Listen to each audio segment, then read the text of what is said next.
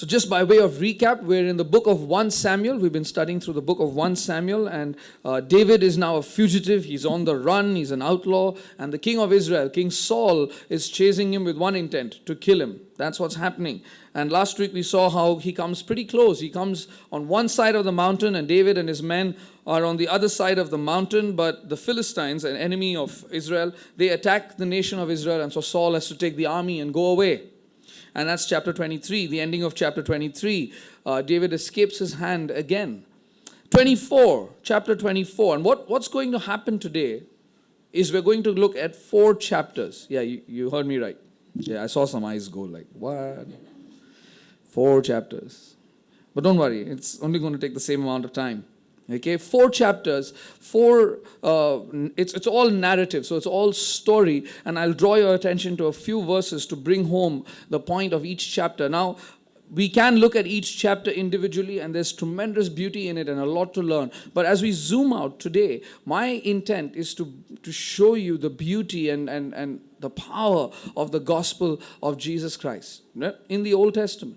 You can find how Jesus is the answer to all this and all that happens in these 4 chapters. And what you're going to see is it's 2 cycles that happen in these 4 chapters. Chapter 24 and chapter 26, we look at them together, and chapter 25 and chapter 27 is the other cycle that happens in the life of David. That's how it progresses. So let me go quickly through the story so that you can be well versed with it, and we'll draw some points and relate to the story of what's happening in David's life. But we want to look at Jesus after that and the cross and how it is the answer to all that is happening in these chapters. So chapter 24, David's on the run. Saul has gone away, but now Saul turns his attention back to David because Saul is just bent on killing David out of nothing, no other desire except jealousy. That's it. That's the only motivation behind it. He wants to kill David. So what he does now is he assembles 3,000 men of Israel. He chooses 3,000 men of Israel for this task, and he leads them out to find David. And as they go in chapter 24, you find they're hunting for him. They come to this place called the Wild Goats, the Wild Goat Rocks. They come to this place, and Saul goes into a little cave. Now, some versions say he goes in to relieve himself. Some versions say he goes in to rest. Okay, but he goes into a cave. Now, when you think cave, don't think a little hole in the rocks. Okay, this is one of those, the kind of caves you see in places like Thailand and stuff near the beach where it's like deep and there's a maze of things inside it. And Saul goes into a cave like that. And what's significant is he doesn't realize how close he is to David. They're hunting for him. He takes a break from the hunt to go and into this cave. And the Bible tells us that David and his men were hiding in that cave, in the inner parts of the cave. Saul has no idea. He goes in, and David's men, they go to David and they say, listen, Saul's here. God has given your enemy into your hand. He's the enemy and he's here. Now remember, it is very key to know that all the men with David were disgruntled with the state. They also didn't like the king. They didn't like how the state was functioning. Some of them owed huge amounts of money, and so they all hate this guy. And they come and tell David, God has given your enemy into your hand. Take him out now. This is the moment. God has given you this chance. Strike. And in chapter 24, verse 6 onwards, David says, and look with me in this because nothing better than seeing it for yourself. Chapter 24, verse 6 onwards, David says to his men, the Lord forbid that I should do this thing to my Lord, the Lord's anointed, to put out my hand against him, seeing he is the Lord's anointed. Verse 7, so David persuaded his men with these words and did not permit them to attack Saul. And Saul rose up and left the cave and went on his way. David says, no, we're not going to do this. They tell him, this is the moment. We're running from this guy. Here he is all alone. Take him out. And David says, no, we're not going to do this. In that moment, David lives by conviction. The emotion might have been like, let's do it. But he chooses to live by convictions. And he says, my conviction, my belief is I cannot raise my hand against him. And we're not going to do that. And he persuades his men, all 600 of them. Nobody is going to break rank and go and attack Saul. But what David does do is he follows Saul in the cave and he cuts off a part of Saul's robe. The big kingly robe that Saul must have been wearing. David cuts off a big section of it without Saul knowing. And he waits for Saul to go a safe distance away. And then he calls out and he says, Saul. And he tells him what he's done. He says, listen, I could have taken your life. See, if the situation had been reversed, David wouldn't have had that privilege because Saul would have taken him out. But David says, I could have taken your life, but I didn't. I could have done that, I didn't. And then he goes on to tell Saul, why are you chasing me? Why have you, the king of Israel, come out looking for a dead dog or a flea? He's saying, I'm tiny, I'm insignificant. Why are you out here? What are you doing, Saul? And in the middle of that little speech that he gives Saul in verse 12, he tells Saul, he says, may the Lord judge between you and me. And you find David is saying, God is the judge. I'm not going to judge you on this. God is going to judge you. Saul begins to weep in his response to David. He starts to weep out and he starts saying, you are righteous, I am not. And he goes as far as saying, you will make a phenomenal king, David. And when you are king, don't forget my family. He goes as far as saying that. And then he takes his army and he gives up the pursuit and he goes back home. That's 24. 2 chapters later, in chapter 26, it begins with the people from Ziph going to Saul and saying, hey, David's still hiding in our land. What's happening? And Saul, in 26, gathers 3,000 men, something about that number. He chooses 3,000 men, army men, and they go out hunting David again. This time David's men get word of it, and David looks at his people and says, his 600 men says, who will come down with me? I'm going to go down to their camp. This time I'm going to go to them. Who will come with me? And a man named Abishai says, I will come. And David and Abishai go down to the camp at night while all of Saul's army is sleeping, and they're walking through the army and they find Saul. And Abishai, now they've given him a chance, right? Last time David convinced the men and said, let the guy go. But now again he's here. And his men hate Saul as well. And Abishai looks at David and says, listen, here he is. Just say the word and I'll spear him to the ground. He won't even have time to react. He'll be dead. Just say the word. Give me the order. And again in chapter 26 and verse 9, David says, no. Who can lift their arm, their hand against the Lord's anointed and claim to be guiltless? He says, no, we are not going to do that. We're going to still leave matters in God's hand. He tells Abishai, pick up the water jar and the spear that belonged to Saul. And they pick it up, they go back. And once again, when they're a safe distance away, David calls out from a hilltop to Saul and says, Saul, what's going on? I could have taken your life again, and I didn't do it. And again, you find Saul filled with remorse, and he weeps. And he does a little sob story about how David is a righteous man. He calls David, he says, David, is that you, my son? Come back to me. And again in chapter 26, the ending, he gathers his army, gives up the chase, and goes home. But what I want to draw to your attention and to my attention through chapter 24 and chapter 26 is the first cycle of the fact that David chose to trust God. David chooses in that moment when he could take matters into his own hand to say, I'm going to leave it in God's hands. I'm going to trust God in this situation. This guy in front of me wants to kill me. If I leave him alive, he's probably going to kill me. But I'm going to trust God. And I'm not going to live by emotion right now. I'm going to live by my conviction. My conviction says I cannot harm him. And so I'm not going to do that. David chooses to trust God, chooses to live by conviction over emotion. Have you had that experience in your life? When you look back on your life, when those times when emotions were there, they were all over the place and they were big, they were welling up, but you chose by the grace of God and the strength that He provides to say, no, listen, put my emotion down and I'm going to live by conviction. I'm going to live by what I know is right, not what I think I should be doing, what I feel like doing in this moment. That's the story of chapter 24 and chapter 26. I said I want to move fast through the stories.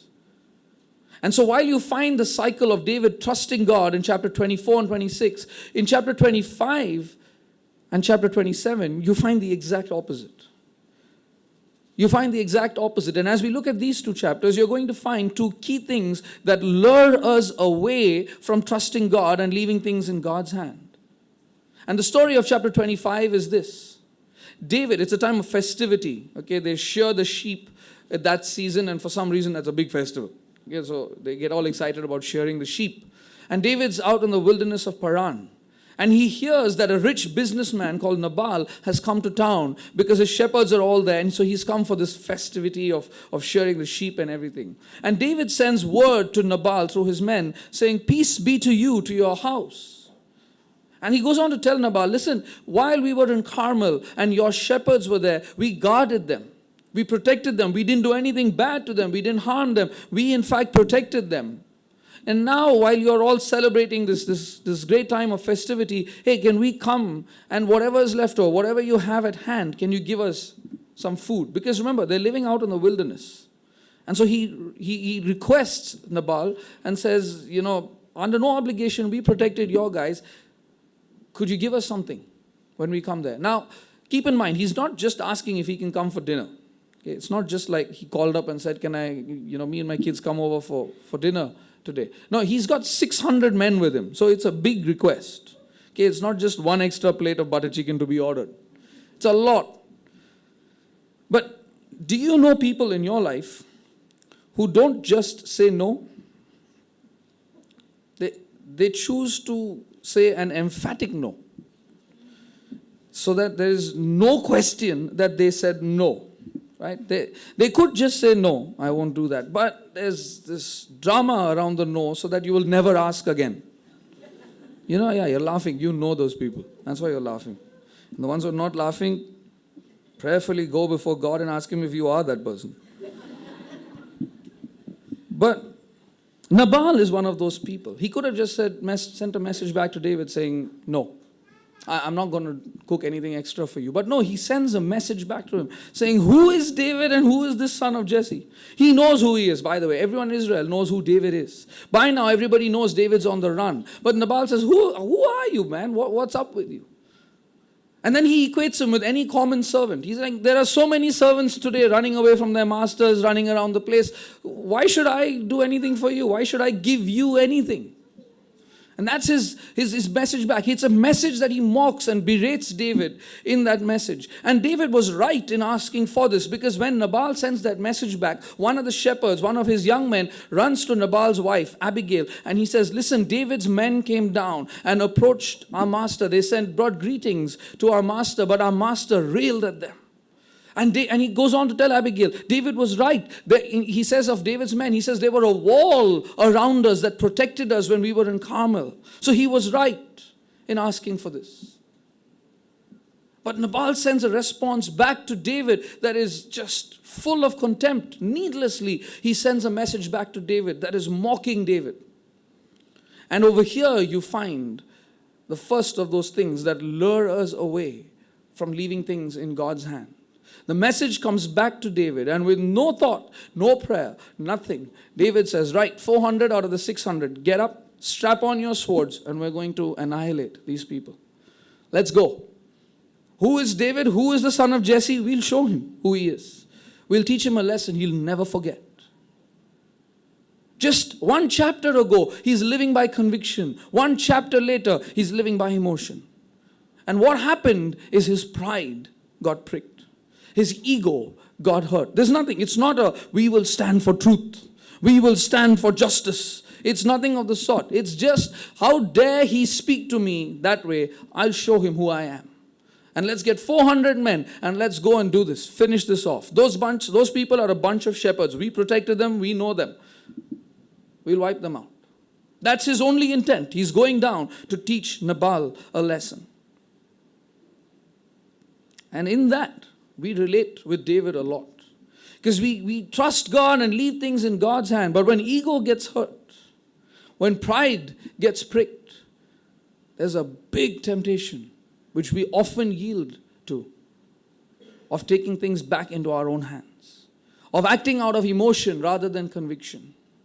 How many of us, when we look back on life, how many of us wish we could have some of those days back so we could do things differently, say things differently? How many of us wish we could have those moments back when we lived out of emotion, where we chose to act and speak and react out of emotion rather than out of conviction? And we long for those days back because we can see the damage it has done. We wish we could have those days back to replace it with something that is more consistent with the character we want to see.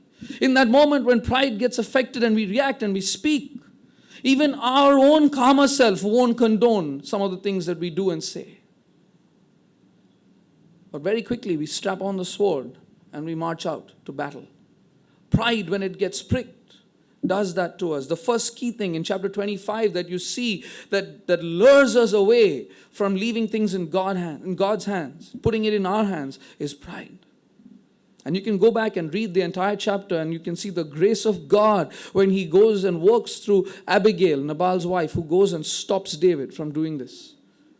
She goes and stops him and says, don't do this. This is needless bloodshed. But then in chapter 27, you find the second thing that lures us away from trusting God. And that's the cycle I said, the one where you don't trust God. In chapter 27, remember chapter 26, the second time Saul has come out after David, second time David has saved Saul's life. David's like, this is not going to work. Saul's not going to give up. And so David takes his men and they go back to Gath, the city of Goliath. They go back to King Achish, who, if you've been tracking with us, you've been following the sermons, you know, was a king that David went to earlier and got scared of and started acting like a madman so that the king would let him go. He goes back. This time he goes with 600 men to King Achish. And for some reason, this foreign king, this Philistine king, an enemy of Israel king, takes in David and takes him under his shelter.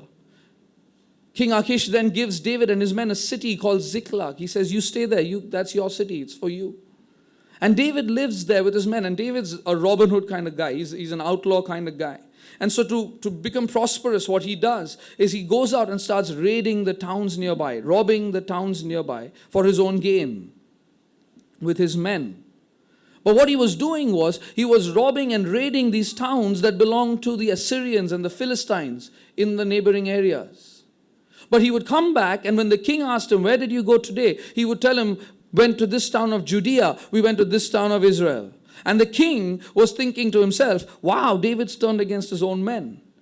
David has gone against his own people. He's now for me. And the whole time David was lying to him. He's gone back to this life of deceit and lies in the presence of King Achish. But here's where you find how fear takes matters into your own hand. Because David was lying to the king, and when you start lying, you need to do a whole lot of things to cover it up.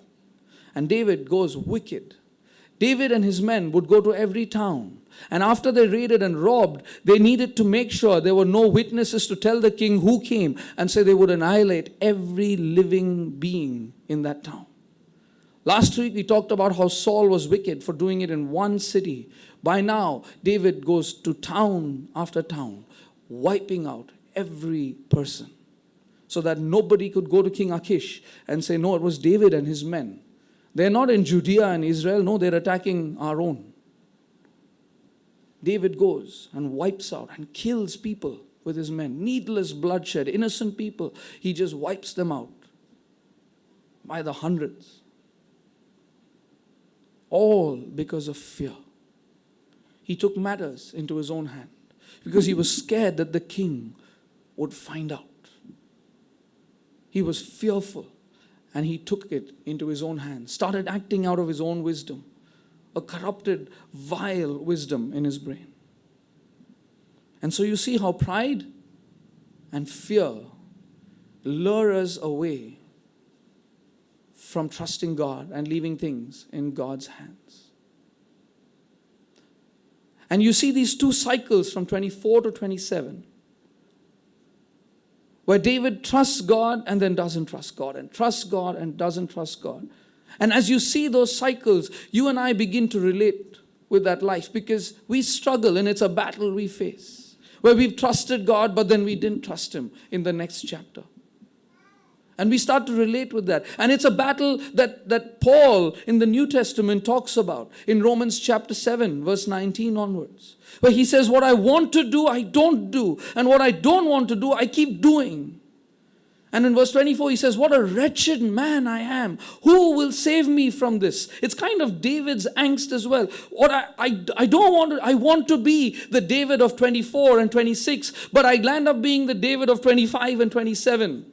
But I don't trust God. Who is going to rescue me from this cycle? Who's going to take me out of this cycle? What a wretched man I am. And Paul answers. See, David didn't have the answer that time, but Paul answers in Romans chapter 7, verse 24. He says, but praise be to God through Jesus Christ, our Lord. He will rescue us. And so this morning, I don't want to just merely tell you that you need to trust God, because you know that already. And I don't want to just highlight that pride and fear hinder us from trusting God. No, I want you to come with me to the foot of the cross and realize that the cross of Jesus is the best example of a life that overcomes pride and fear. And that the cross of Jesus Christ is the best antidote to pride and fear. Because you go to the cross, you understand what happened before the cross and during the cross. You see Jesus over there. The Pharisees have arrested him and mock him and slap him and spit on him. The Son of God. He knows who he is. Just a few chapters earlier, in John chapter 13, it says, Jesus knowing who he was and where he was going to. So he knew who he was. But he stands in silence, in humble silence, as they mock him. They jeer at him and they spit at him. Could he have retaliated? You bet he could have. And then the next day the Romans do the same thing to Jesus. They start to whip him. They start to put a crown of thorns on his head. They put a purple robe on him and mock him as the king of the Jews. They spit on him as well and they hit him. And Jesus is quiet through the whole thing, in humble silence through the whole thing. Could he have reacted out of emotion? You bet he could have. Were they attacking his pride? Yes, they were. But Jesus doesn't react. He's the best example that pride can be overcome. Because Paul tells us in Philippians chapter 2 verse 5 onwards, he says he was God but he didn't hang on to it. He emptied himself of everything and became nothing and took on the form of a servant. That is your God that you worship. A God who overcame any issue of pride and arrogance and in absolute humility goes to the cross.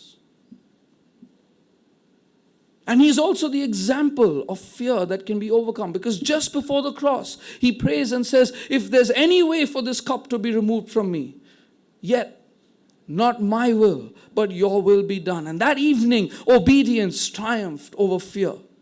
Sure, there was fear. He was human as much as he was God. As he lay there on the cross, whipped and his back in shreds, his hand, as he felt the nail touch his hand, he knew the amount of pain that was going to course through his body as the hammer hit the nail. And he would have been gripped by fear, as any man would be for the physical pain that was about to happen. But as a spiritual man that he would have been gripped by the fear of the Father separating from the Son for only one time in all of eternity. That fear was also in his heart. And yet, Jesus stays true to who he is and his character. There on the cross, he offers forgiveness to everyone around him. He prays for their forgiveness. There on the cross, he offers salvation to the prisoner hanging right beside him. He acts out of conviction and not out of emotion. And fear is destroyed. Pride is gone. And Jesus on the cross remains the example, the best example that pride and fear can be overcome. But not only is the cross an example that it can be overcome, because you and I could then turn around and say, but he's Jesus and I'm not. Obviously he could do that and obviously I can't. No, the cross is not just the example of the fact that pride and fear can be overcome, but the cross is also the antidote, the way in which pride and fear can be overcome. Because there at the foot of the cross, and I want you to come with me today in your mind and in your heart to the foot of the cross. There at the foot of the cross is a level playing field. There are no more titles at the foot of the cross. It doesn't matter what you accomplished in your life at the foot of the cross. It doesn't matter how much money you have or don't have. It doesn't matter how good or bad you were at the foot of the cross. It doesn't matter what prefixes are there to your name on your business card at the foot of the cross. There is only one business card that we all get at the foot of the cross, and that business card reads simply sinner. That is it. It doesn't make a difference who you are and who you are not. At the foot of the cross, it is the great leveler of everybody. There at the foot of the cross, you are nothing but a sinner. And the only person in all of history that has happened and all of history that will happen, the only person who had any right to boast, the only person who had any right to make demands for himself is hanging on the cross. He gave it all up and went to the cross. And as you and I stand at the foot of the cross and we understand what really happened, you will find no room for pride anymore. You will realize if you thought that you were kind of good and not so bad as compared to others, at the foot of the cross, the Bible will tell you, the Spirit of God will convict you that the cross is because of you. You should have been there. You are not a good person. That's what you deserve. And as you realize the weight of sin that hung above your head, you will find pride will start to melt away. You will find that you don't deserve for God to hang there instead of you. And in that recognition, humility will be born in our hearts. It will grow in our heart. And so the cross is the antidote to pride. If you're struggling with pride, go to the foot of the cross again today. But the cross is also the antidote to fear in your life. The greatest fears of your life. Will anyone really love me? If they knew my life completely and my thoughts completely and how wicked my heart can be completely, if anyone knows it, will they really actually love me? And as you're thinking that, at the foot of the cross, you hear Jesus' voice from the cross coming loudly to you saying, yes, God has chosen to love. God knows and God still loves. Jesus knew and Jesus still died for you. From the foot of the cross, you will hear above you the voice, the declaration of God that heaven has chosen to love.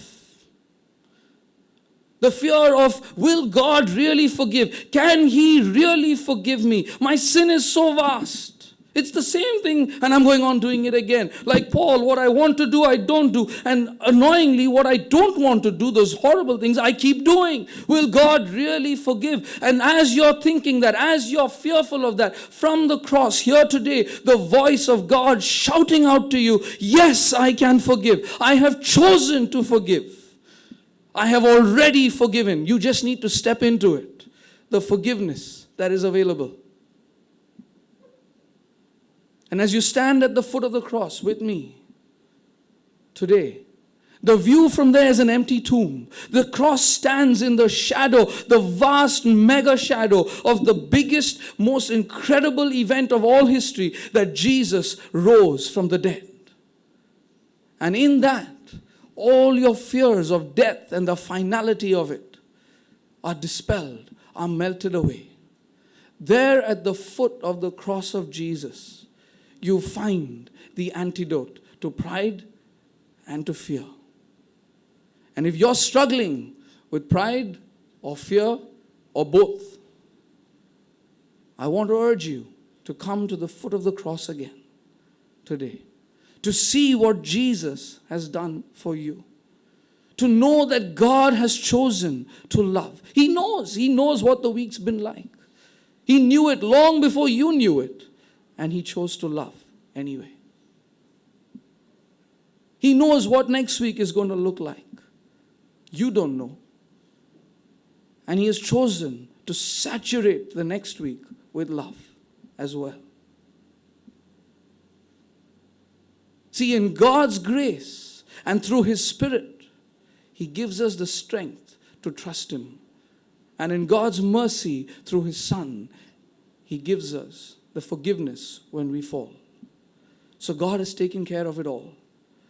You and I need only to come to the foot of the cross and not just sing, but actually mean it. At the cross, I surrender my life. I'll give all to you. Where your love ran red and my sin and pride and fear, it all got washed white. I owe all to you. And I don't know how long you've been walking with Jesus. I don't know how long you've been in a church or this church. I don't know how many times you might have heard the message of the cross in your life. Maybe this is the first time. Maybe this is you've lost count. But this morning, I want to invite you to come to the foot of the cross with me afresh. And to say, God, I don't want to not trust you. I don't want to be a person who grabs hold of the wheel. I don't want to be the person who keeps taking things back into my own hands and doing things in my wisdom and my way. God, today at the cross, I give up and I surrender. I'm not going to run anymore. I surrender. So I want you to bow your head and close your eyes. There at the foot of the cross is the great level playing field. You don't get to say, I have walked with Jesus for 75 years. You don't get to say, I'm a pastor, a worship leader, a bishop, or an elder. You don't get to say, I'm just a newcomer. At the foot of the cross, there is only one business card: sinner. But by the grace of God, God will add to that business card. Today, I hope God will add to that business card: sinner, but forgiven. That is the offer of heaven. See, David didn't have that. David lived way before the cross. But Paul did. And Paul says, in the light of all this, all that God has done, I know pride will get me. I know fear will get me. Therefore, I am crucified with Christ. And I no longer live, but Christ lives in me.